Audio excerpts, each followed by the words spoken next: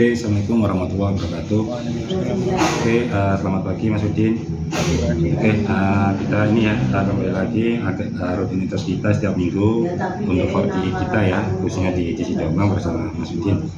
Oke, sebelum saya menyampaikan komitmen saya di minggu ini, saya akan menyampaikan hasil komitmen saya di minggu kemarin. Di mana komitmen saya minggu kemarin itu adalah untuk push yang pertama adalah push target closing untuk di bulan Maret year to date week 2, di mana secara target ROFO saya 1,9, di mana secara achievement masih 55%. Jadi ada gap kurang lebih hampir 900 jutaan, dan itu kemarin ada kendala, ada beberapa outlet khususnya di MTKA yang masih PO sebagian ini masih belum muncul, dan sebagian juga ada PO yang belum invoice. Dan secara distribusi, di mana secara target kita secara numerik masih tetap ya di angka 595, secara aktual kita 460, dan secara OA kita udah chip 109 dan MOT 372. Dan itu yang perlu kita kejar adalah numerik proses tahun 2023 ya. Jadi itu nanti yang kita speed up, dan kita harus mentransaksikan semua prinsipal yang belum transaksi khususnya di tahun 2024. Dan untuk productivity kita di Jombang itu dimana secara EC secara target sebenarnya 14, secara item kita 4 sih, tapi secara pencapaian untuk EC kita masih ada minus ya, kita ada gap kurang lebih masih 8 ya, atau masih cuma 25%. Dan mungkin ini adalah masih pertengahan, dan mungkin kita akan speed up untuk sisa closing di bulan Maret. Oke, itu hasil komitmen saya di minggu kemarin, hasil komitmennya. Oke, sebelum saya melanjutkan komitmen saya di minggu ini, saya akan menanyakan ke Mas Udin untuk komitmen kemarin dan hasilnya seperti apa. Silakan Mas Udin. Terima kasih waktunya Pak. Saya mau menyampaikan komitmen di minggu saya sama hasil yang mau akan saya capai di minggu selanjutnya. Mulai dari kita lebih fokus ke numerik kayaknya. Oke, numerik ya. Numerik kita fokus ke toko-toko yang belum transaksi di semua prinsipal. Itu pasti akan saya push lagi. Kita dengan cara nanti kita memanfaatkan sampling yang udah dikasih sama approve ya, prinsipal ya. Kita coba kasih sampel, mungkin bisa buka untuk order gitu. Oke. Jadi kemarin kendala di minggu kemarin apa ya Mas? Istilahnya EC kita masih kecil, mungkin ada faktor apa nih? Ada faktor order atau faktor kondisi area lagi banjir? Kalau kondisi area sih tidak ada Pak. Mungkin sedikit untuk masalah air. Juga sedikit mempengaruhi di divisi sebelah. Oh, di ini ya, di divisi Danon. Oke, divisi juga ada, di divisi juga masih ada. Oke. Kalau untuk itu kemarin sering banyak toko-toko yang masih tutup dan mungkin ordernya Pak. Oke, jadi untuk yang masalah untuk numerik emang ini ya harga mati ya untuk kita, karena di mana numerik ini emang harus kita capai sih di Q1. Karena apa ya, dengan di tahun 2023 numerik kita 595 emang ada penurunan versus tahun 2022. Makanya kita di tahun 2024 kita maksimalkan jadi khususnya outlet kamu yang belum transaksi untuk prinsipal ya, kamu transaksikan satu prinsipal, satu SKI, 2 SKI pun sudah menjadi numerik ya. Jadi itu usahakan outlet seperti itu kamu bisa menjaga, rawat ya. Kenapa? Ya itu tujuannya kita biar selalu kontinu, biar tumbuh ya. Jadi jalankan proses PCP-mu dengan baik dan maksimal, khususnya untuk masalah call ya. Jadi masalah call ini benar-benar dimaksimalkan dan kita jalankan yang sesuai dengan PCP-mu. Oke. Terima kasih Mas Udin atas komitmennya dan hasil komitmennya serta komitmen minggu ini ya. Oke, saya note, jadi nanti saya akan pertanyakan untuk komitmen minggu selanjutnya. Oke, sebelum saya akhiri, jadi untuk komitmen saya sendiri di minggu ini yang pasti saya akan mengejar remaining target ya, dimana target Q1 ini emang harus kita capai, karena ya buat modal kita juga untuk bahan meeting region ya. Terus kedua, saya juga yang pasti ini juga ya, istilahnya distribusi ini yang menjadi sakral, yang nyawa kita khususnya di fundamental di Jombang ya.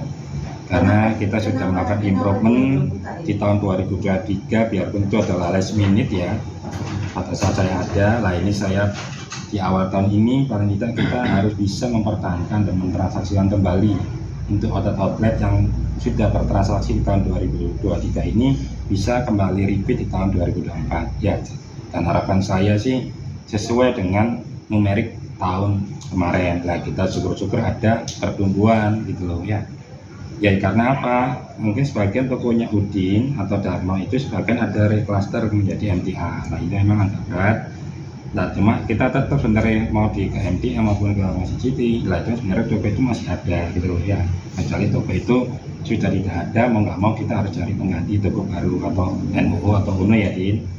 Ya, jadi itu lah itu yang nanti yang saya ini infokus ke sana, dan nanti kita juga harus bisa ada beberapa prinsip yang punya target mengenai distribusi khususnya, yaitu kita dikejar Quaker sama Buki ya, dan sampai dari Pak Ali sampai dari semuanya manajemen harus bisa mentransaksikan Quaker ini bisa 100%. Karena apa?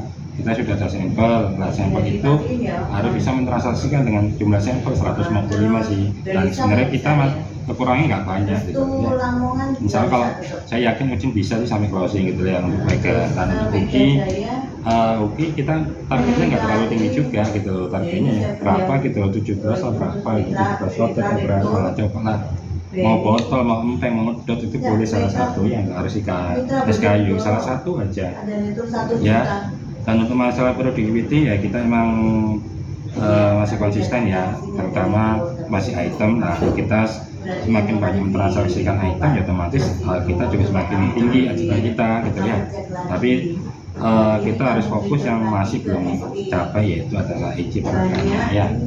IC per harga ini misalkan memang harus naik, yaitu dengan PJB kita sehari, kalau kita sehari kita 20 ya paling tidak ya ini apa ya 14-18 outlet di transaksi, mau transaksi apapun ya, prinsipal yang mungkin pas moving ya, mungkin yang punya Exit atau token atau UP ya itu oke lah ya. Oke, itu yang saya sampaikan khususnya di agenda di kinerja kita di season 2 ini.